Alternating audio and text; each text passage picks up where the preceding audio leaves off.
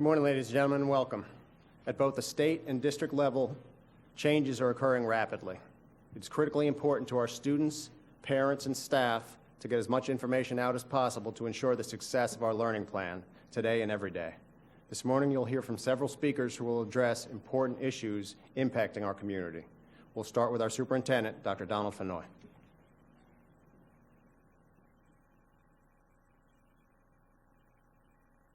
Thank you, Mr. Tierney. Good morning, everyone. First and foremost, to students, staff, parents watching, I want to assure you that we are all in this together, and we will all get through this together. It's not life's challenges that define us, it's how we overcome those challenges. Not a day goes by that I'm not humbled by the dedication of a teacher, the passion of a principal, or the unbridled curiosity of our students. Their quest for knowledge and our commitment to academic excellence and equity cannot be derailed by this challenge. We will all work as one. As you may have heard, Governor DeSantis has announced that all K-12 and career and technical center campuses will remain closed through April the 15th. Our district has a comprehensive remote learning plan in place, and we will institute digital distance learning.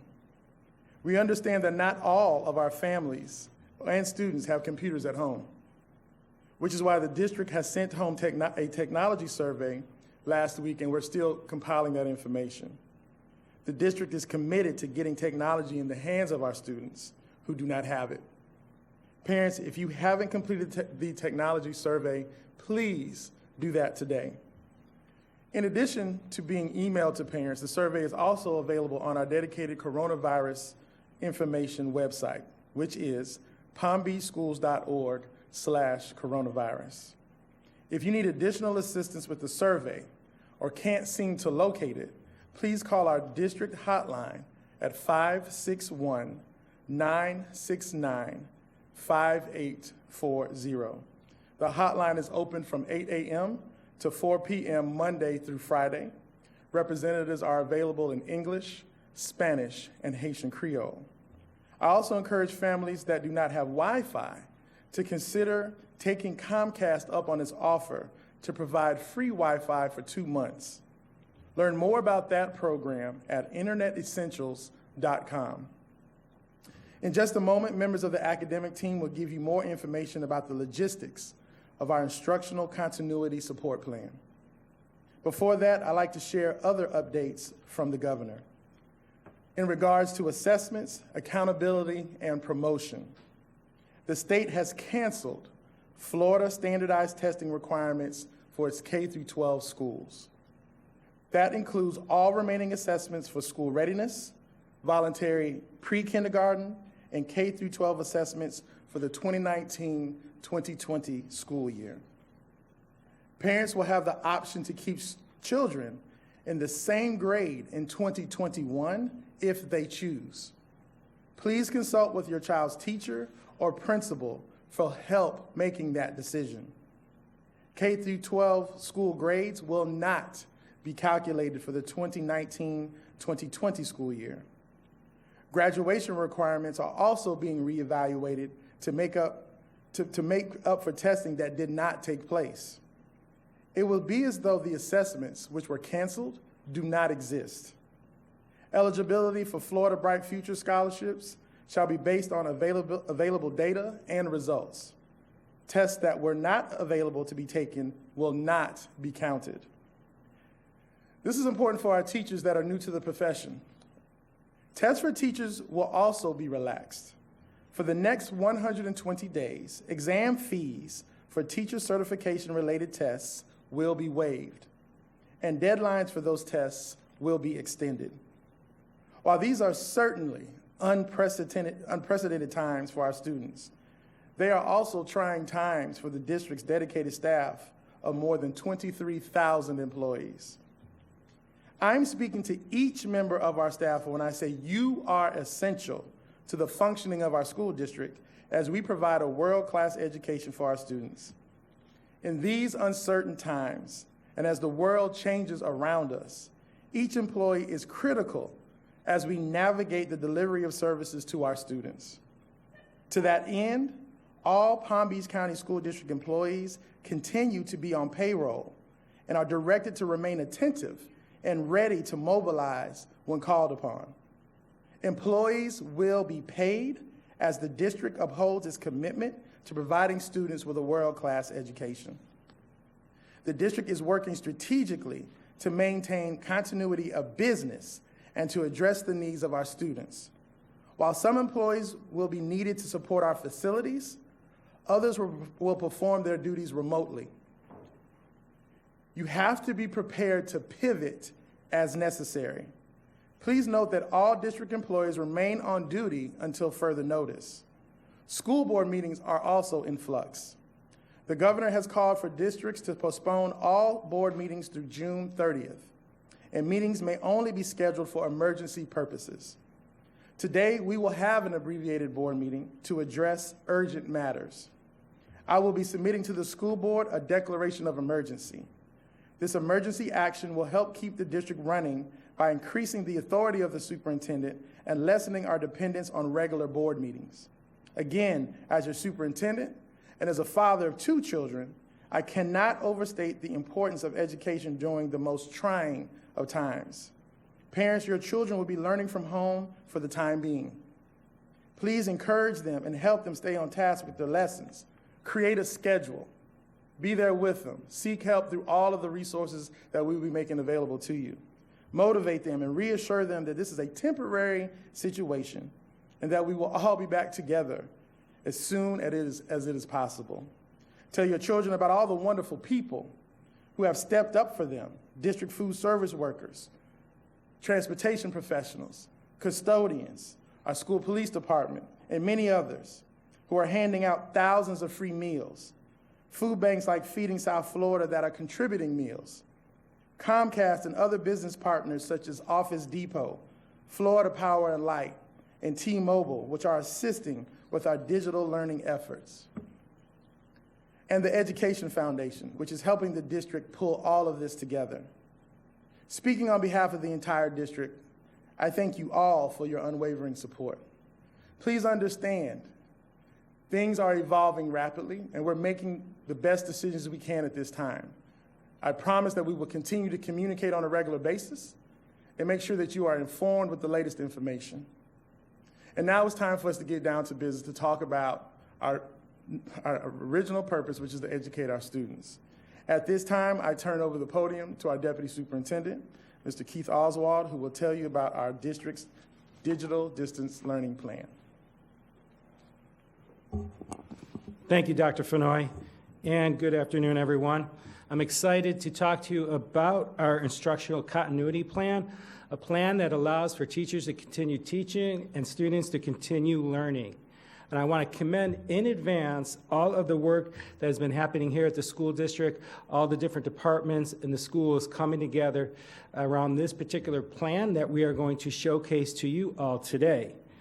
I also want to commend in advance to the work that we're going to be asking of our teachers, our students, who will be working in a new reality, a virtual reality, around how we, again, work and how we learn. And also, obviously, to our parents, who are going to be supporting them at home. Dr. Fennoy talked to you about, I'm going to show you a slide up here, some of the data that we currently have. As of this morning, we had approximately just over 46,000 surveys of around the technology usage that was submitted to the district. This is such an important step in us rolling out our digital plan so that we know that of the infrastructure needs of our community. So again, we ask that all of you that have not completed this survey to please go on and complete it. And from this, we know there are a number of communities and parents that are going to need a device. So when it comes to post-spring break, we'll be working on a deployment package around how that happens at our school centers. In addition, Dr. Fennoy mentioned about internet access. Again, we want to utilize these resources from Internet Essentials from Comcast as well as T-Mobile, all of that which can be found on our district's website. In a moment, Dr. Sheffield, our Chief Academic Officer, will come up here to take a deeper dive, as well as our Assistant Superintendent for Teaching and Learning, Diana Fetterman, to show you the site of what will be deployed to our schools. In the meantime, throughout now and through spring break, posted on our website are a list of resources for our parents and students to be utilizing throughout this time. So this includes a lot of resources like our iReady platform, Khan Academy, Newsella, a lot of educational resources that parents can utilize to keep learning occurring throughout this time period once we come out of spring break. Again, our district has been researching a number of different options for the delivery of virtual education. We are excited about this plan that allows for all of the learning to continue in a number of different modalities for our community members. So at this time, Dr. Sheffield will walk us through those next steps. Thank you, Mr. Oswald. Good morning. It is indeed an honor just to be here this morning to talk about our instructional continuity support plan. This plan, the team have spent the past 2 weeks working diligently in regards to the digital processes and the protocol around how can we best service our students as they are away at home for unforeseen circumstances, continuing the educational platform. So through this, our instructional continuity plan, it's all developed, if you will see the graphics there, into 4 phases. Phase 1 was our readiness phase, in which we spent the past week and a half or so preparing just in case we needed to go for an extended time. And we are starting that phase 2 of that plan, which is our deployment phase right now. And through our deployment phases of it, what we are currently doing is that we are preparing, looking at the survey, looking at the needs of our families and our students, as Mr. Oswald indicated, as it prepares to a plan to getting our students the digital devices in which they would need in their home to assist with us providing the digital educational experiences for them. And at the same time, looking at the needs of not only our student learners, but also the needs of our teachers and principals and everyone else that's affiliated with educating our students. So then we will move on to the next slide. As we move on, you will see in regards to our instructional delivery, what actually will it look like as our students are participating in the digital virtual learning. And we have 3 different options that are there that will be available. And that first option is our teacher-led instruction, and that's where our teachers would be utilizing Google Classroom through Google Meets, through Google Hangouts. And the unique part of that is that many of our classrooms are already utilizing Google Classrooms as exposure for our students as a method of teaching and learning. We'll also have an option available for continuation of the digital educational learning as district-led instruction via the website, where our students would be able to watch the tape recorded lessons in which our curriculum team have worked very hard in developing those lessons, video recording those lessons, and they too will be available for our students. If our students or our teachers decided that they were going to be utilizing the district-led instruction via the website, we would have what is known as a JOT form, to where students would be able to have immediate contact with our district staff and their teachers to make certain that we are providing ongoing support. And lastly, option 3, we do have within our plan that we will be sharing and releasing later today, is that our students, our families would have an opportunity for continuing learning as an option through our local television stations, our government channel. Here at the district, we have our TV 10, or what have you. So we're just, I'm excited. I am pleased in regards to the work that has been done with the team, that has been completed with my team, and the resources that we are putting forth to our families, and knowing that we too are going to continue to work here at the district level in supporting our student learners through this digital process, as well as our principals and our teachers. At this time, I think it is appropriate, I'm going to ask Diana Fetterman, our Assistant Superintendent for Teaching and Learning. She is going to actually take us into the web platform in which our students and their families would be utilizing, and our teachers. It's a web platform that they would be utilizing. She is going to take us live just through some snippets in regards to what that learning would look like. Thank you, Ms. Fetterman.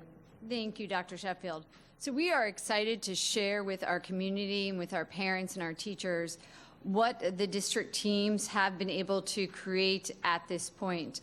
So we will be sharing this site available with our teachers and our community very shortly. So through this home page that we have available, our teachers will be able to access and our students will be able to access the lesson plans that are recorded lesson plans so they can access virtual instruction. And that's how important that is, because we want to ensure that our families are able to continue instruction and our students are able to continue instruction, because we know how incredibly important that is. So our students will be able to log on, they'll be able to watch these recorded lessons and be able to continue their work each day. So I'm really excited to show you what we have so far. So let's go ahead and join and look at our elementary page. So if we look into the elementary page, we have some suggested daily schedules. So something that we know is incredibly important for our students is to have a schedule. So we have suggested schedules for our students for elementary, K2, and 3-5. And if we continue down, we will have the broadcast schedule. And this is something that we will share not only online, but through various media as well. For our students that do not have internet access, we are using our 10 studios and their stations to broadcast our lessons on their stations so our students and our families can watch these recordings as well. And then our students, teachers, can get to all of their lessons for all of the different content areas. And through the district site, we are able to support from pre-K through grade 12 all of the core content areas, so English, math, science, social studies, physical education, arts, and music, as well as several other elective courses. So I want to show you what students can expect to see, for example, in elementary literacy. So if we go here, we have some tools available to parents about how to add a read aloud to their Chrome browser, or how to add Google Translate.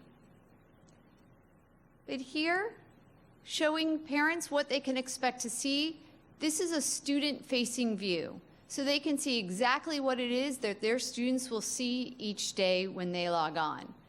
You'll see a link to a lesson, a brief view about what it is that we can expect our students to learn, and then hyperlinked resources, including readings and activities, everything hyperlinked right there with instructions, ready and easy to understand for our parents and our families that are helping our students learn, and for our students that are right there. And also, we will be providing some support services for our English language learners and for our ESE students as well. So all of these will be provided via this site for pre-K through 12 for all of our different subject areas. Additionally, we realize moving to an online learning platform can be challenging for some of our families, for some of our students, for some of our teachers. It really is, as Dr. Fennoy said, a new world for all of us. So we provided a digital tools help page for the entire community. On this page, we have resources: how to use Google Meet, how to use Google Classroom, videos and resources, support guides for our families, for our teachers, for our students, how to access different programs. And again, these will also be translated into Spanish, into Haitian Creole, and into Portuguese, all in video format and in guide format, to make it easy for our parents and for our students to access all of the resources that we have available. And then finally, for our community, we will show you the plan that we have available, our instructional continuity support plan that we are excited to show to our families and to our entire community. This will be released shortly after the press conference so that we can provide our community with our exact plan of how we will continue our educational services during this time. Dr. Sheffield? Thank you, Diana. As we again prepare to release our instructional continuity support plan to the community, once again, we say thank you, and we want the community to know that we here, as members of the School District of Palm Beach County, we are committed to working alongside with you and your families during this time. And please know that we are readily available to assist. We will be setting up our deployment stages in regards to getting our student learners the resources and the other items in which they're in need of. Also working with our teachers and our principals in providing the support in which they would need in transitioning from providing educational services from the school centers to the homes of our family. Thank you.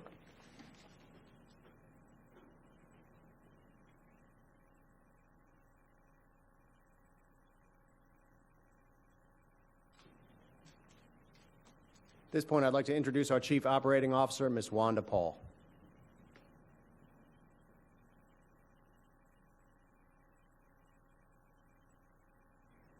Good afternoon. The district started distributing free breakfast and lunch to our students on Monday. Since Monday, we've handed out 29,000 grab-and-go meals at our 30 feeding sites throughout the county. We will continue to do the grab-and-go meals through Friday. With the help of the organization Feeding South Florida and our amazing district personnel, we distributed about 6,000 boxes of food at our sites yesterday. More boxes will be distributed at the 30 feeding sites this Friday. Right now, our food services department is trying to coordinate district and community feeding efforts for over the spring break period.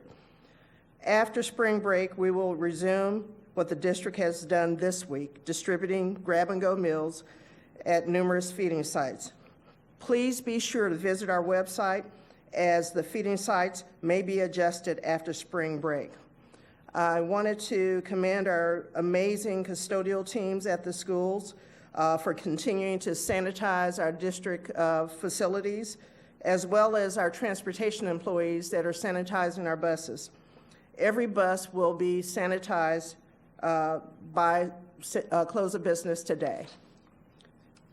In addition, I want to assure everyone that the schools used as polling places during yesterday's primary have been sanitized. And I want to thank the principals, regionals, and instructional superintendents for doing an amazing job in making sure that our community is taken care of. Thank you.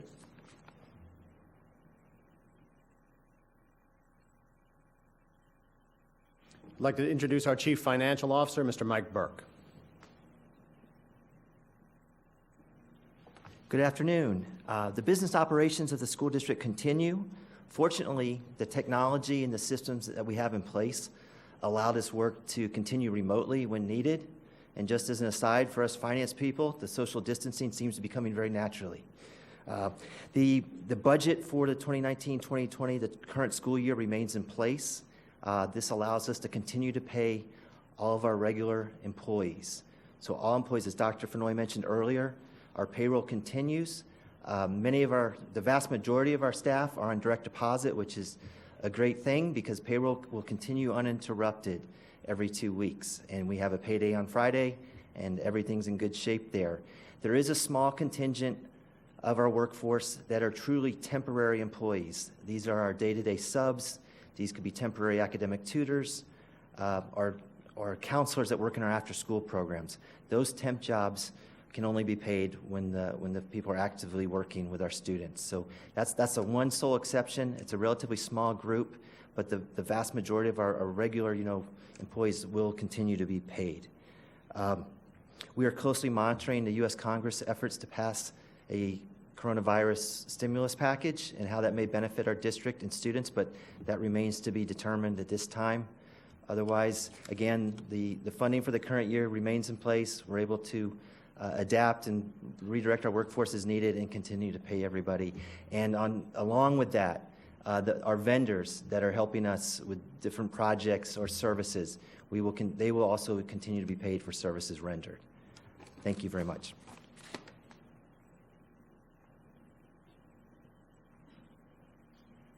I'd like to introduce Chief Kitzrow and Chief Shannon.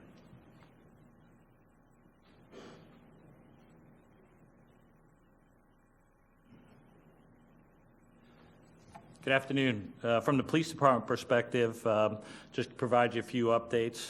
In addition to our normal duties that we have, we are positioned to take on the added responsibilities associated with navigating through this event, and we continue to support the district-wide efforts, especially as it relates to operations, planning, logistics, and basically being flexible to be able to handle whatever comes our way. Our Tactical Operations Center is up and running. It has been running now since well in advance of the current challenges. And from that tactical operations standpoint, we are serving as a coordination point for district operations, interaction with other agencies, and the like. Also, internally, we're doing everything that we can to protect our police officers so that we can keep them on the job long term. So we're practicing the recommended safety strategies that you're all aware of. You've heard social distancing. We're screening our officers and those types of things. In terms of our Tactical Operations Center, that is serving as a coordination point for maintaining contact with the Emergency Operations Center, the district departments, other local law enforcement agencies, and fire rescue services. You have to remember, in addition to our, several hundred thousand students, we also have a large staff that interacts with the community back and forth. So this ebb and flow, the relationship between law enforcement is very, very important, and so we're continuing that as well. We get regular updates from the Emergency Operations Center, but I want to make sure that I reassure people from the police perspective. Because of the commitment that this school board has made, because of the leadership of Dr. Fennoy, and because of the things that we've done over the last 18 months in this police department, I want to assure you that we have the right people, we have the right technology, and we have the right partnerships to be able to navigate through this challenge. Standing with me is Chief Clint Shannon from the Palm Beach Gardens Police Department. He is not only their chief, but he is also president of the Palm Beach County Association of Chiefs of Police.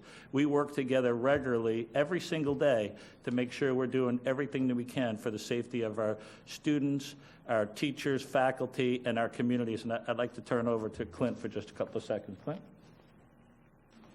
Thank you, Chief Kitzrow. Again, as Chief Kitzrow said, we just wanted to reassure, although we're facing a very challenging situation, law enforcement through our associations throughout Palm Beach County, along with fire rescue, is well prepared and they're unified.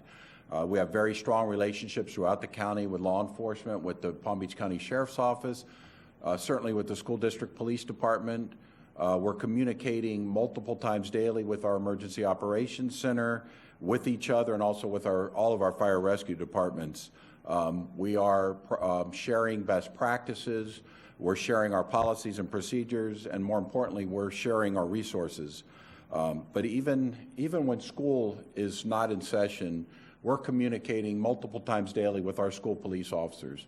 We're dealing with issues of mutual interest for all of our agencies, and the safety, well-being, and security of not just our students, but our school staff is a priority to all of our agencies throughout the county.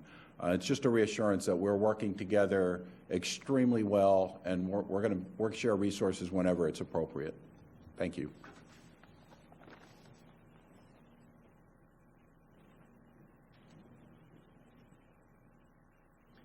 Now I'd like to introduce our Chief of Human Resources, Dr. Gonzalo LaCava. Good afternoon. First, I want to make sure that every student, parent, guardian, and community member knows that my thoughts and prayers are with you on a daily basis. I know for certain that when we get through this, we are going to be stronger and better because of all the efforts that everyone's putting into this crisis. Now, from the human resources side of the house, we are receiving a lot of phone calls and concerns from teachers, substitutes and paraprofessionals, bus drivers around employment, work schedules, pay, and many other work-related concerns. We will continue to answer all those questions through our Ask HR site and our customer service site. And if we can't get you the answer, we're going to make sure that we get back to you with the correct answer as well. I want employees to know that we appreciate your patience and all your questions and concerns around work-related issues, especially work schedules. Please remember that these are uncertain and trying times, and work schedules are fluid and information is fluid as well. Due to the impact of COVID-19, our community, schools, and students, we are updating our procedures and processes regarding the way we work during the COVID-19 pandemic. Ultimately, what this means is that we may be doing business a little bit differently, and it's really to keep our students and community safe and secure, during this time. As more information becomes available, you will receive direction from your supervisor. You will also continue to receive communication through multiple channels, including your superintendent, communication department, our coronavirus webpage, and multiple channels that are available to you as well. Please remain flexible and willing to do what needs to be done for the betterment of our students and district. Now, if you have questions, please call our HR hotline, 561-434-8777, and you can reach us by email at askhr@palmbeachschools.org. And I appreciate it, and everybody in the school district appreciates what you do. Have a great day.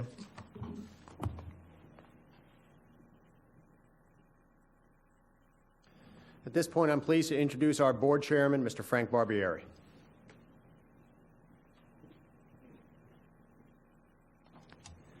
Thank you, Mr. Tierney, and good afternoon to everyone. As a board, we are committed to doing everything we can to support Superintendent Fennoy, our students, our staff, and our entire community.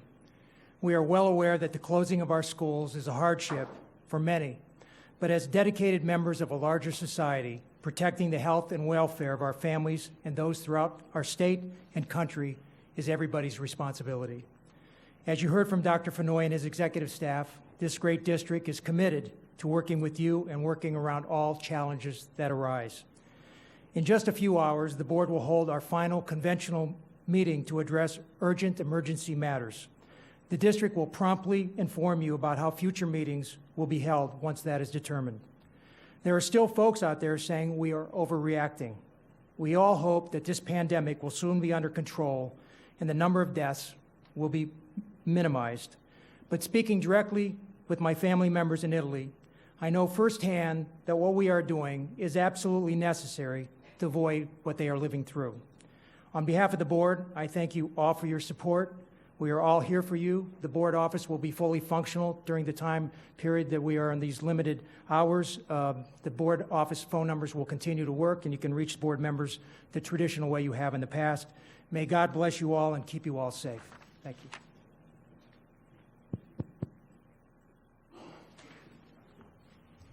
Before opening up for questions, I'd like to let you know that the document outlining the district's continuing operations plan will be posted to our website right after this noon conference. It's palmbeachschools.org/coronavirus. At this time, we'll take questions. Hi there, it's Andrew Mayer from the Palm Beach Post. A question about the meal delivery. I think I understood that meals are not being delivered next week because schools are closed. Is there any contemplation about revisiting that, given that a lot of the grocery stores are having trouble keeping the shelves stocked?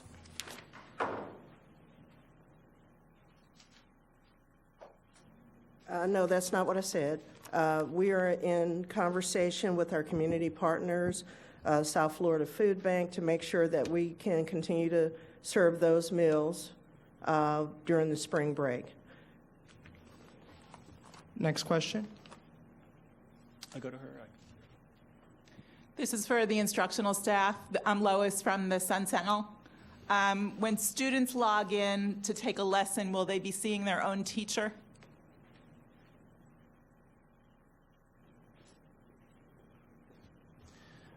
So the model that we have that's going to be being rolled out is going to have a couple of different phases to it. What's going to happen over the next few days, in the next week, and on the Monday after spring break, is that those teachers who are able to utilize Google Classroom will begin to roll out where they'll see direct instruction from a classroom teacher. However, there are options where if teachers are not yet up to that capacity, where there are lesson plans that was shown by Ms. Fetterman earlier today. So will every student have a choice of seeing a live lesson or a recorded lesson? It's up to the student's family?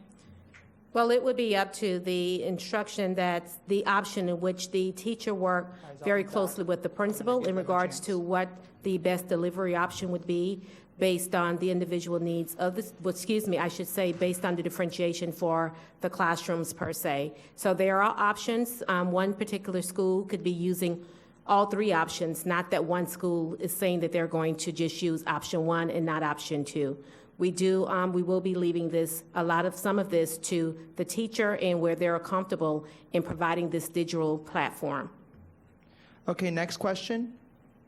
This is Tanya Rogers with Channel 5. My question is, how will special education students, how are they going to learn remotely, especially for those who are part of ESY, the extended school year? So what's on tap for them? So when it comes to special education services, yesterday, Commissioner Corcoran did mention that they're going to be working closely with us. There are options that the team has been putting together to deliver education for our special needs population. And Ms. Fetterman, you want to add to those pieces? Additionally, we have included a lot of support, so the lessons being provided on the Google site include a lot of supports for our ESE students, as well, of course, for our English language learners. So those are being co-written by our ESE supports team staff and our multicultural department staff. Additionally, we are working with therapists, so therapy will be provided as well as much as possible. And we are continuing to receive guidance from our state and federal DOE in order to provide our individualized plans as much as possible during these times. I do have a follow-up to that. I just want to make sure that along with providing all that, will there also be some tips to help the parents? Because I know the parents, and we've been hearing from parents ourselves at the station, will there be some tips for them to be able to know how to keep their kids moving along and learning? Yes, we will be providing ongoing support to the parents. We do have a support line actually set up here for the district office to where the parents will be able to call in if they're needing some ongoing support. We will be able to provide the support utilizing our call-in system, our hotline. And the classroom teacher. The classroom teacher will constantly be in communication with the families as well. That's part of the digital learning experience. Next question. This is Danielle Waugh from CBS 12. Could you speak about the deployment process of devices? It sounds like plans are still being worked out, but do you expect something like the meals where people can drive to a site and pick it up for their kids? Yeah, so we have a conference call scheduled this afternoon with our school principals to work on that deployment package. So right now, again, the first thing I urge all individuals who are listening, if you have not completed the survey, complete the survey. So those individuals who have identified that they need the device will be asking our principals to reach out to those particular families so that they can be scheduled to come in to get a device from their particular school. Right now, this will be school-driven, not necessarily at the feeding sites at this point. So all of our schools have devices ready to be deployed. What we need now is the information. So we know we have a number of families that are in need. We will begin that process with our principals this afternoon with deploying those devices. So this will be kind of a work in progress. The more that the surveys get completed, the more efficient it will be for families to get a device. Different subject. I take it that this digital learning plan will continue for the rest of the school year. What does this mean for graduation? Are those ceremonies canceled? So we are prepared to provide education through the end of this school year. When it comes to graduations, we will wait for direction from our governor, our commissioner at this time, so it's tough to say at this time. But as far as education virtually, we will continue to provide that, and we will provide more updates on graduation as we have information. Okay, next question. This is Angela Rozier with WPBF 25 News. My question is, do you have an official start date for this digital planning to start? And if so, when will it end? So teachers come back from spring break virtually on the 30th, that Monday. So that will be a day for them to prep and get up to speed. In the meantime, principals will be working to deploy devices as they get up to speed on that 30th. Our goal is that teachers will begin on the 31st to deliver virtual education. So we do ask for some community to be flexible on this as we build up this scale, but our goal is that Tuesday after. In the meantime, between now and that point, that time, as I mentioned earlier, we have a number of platforms, resources that families can utilize from iReady, SuccessMaker for math. Please go to our webpage to use those resources in the meantime. And this is the last question. Will the grades that these students get during this digital learning, will that be included with their overall GPA? Because a lot of seniors are graduating and hoping to get, a good GPA to get into colleges. How will this work? Yeah, grading is a question that we're getting a lot of. Right now, we're working through some of the details on that piece, as well as we're getting information from the Department of Education as far as what will be held accountable for students and what won't. So as we get more information, working with the Department of Education, we'll provide that to our schools and our teachers and to our community. Sorry guys, just one more question.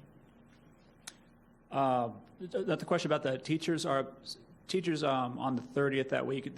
I guess they're going to be working from home. Is that the assumption at this point? I know this is still unfolding.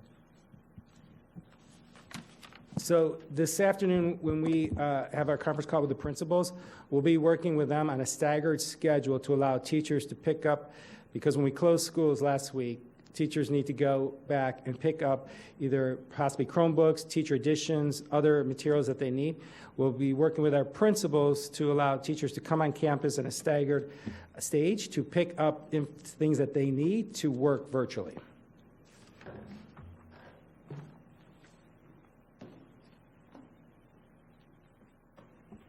We realized there were some technical difficulties at the beginning of this event.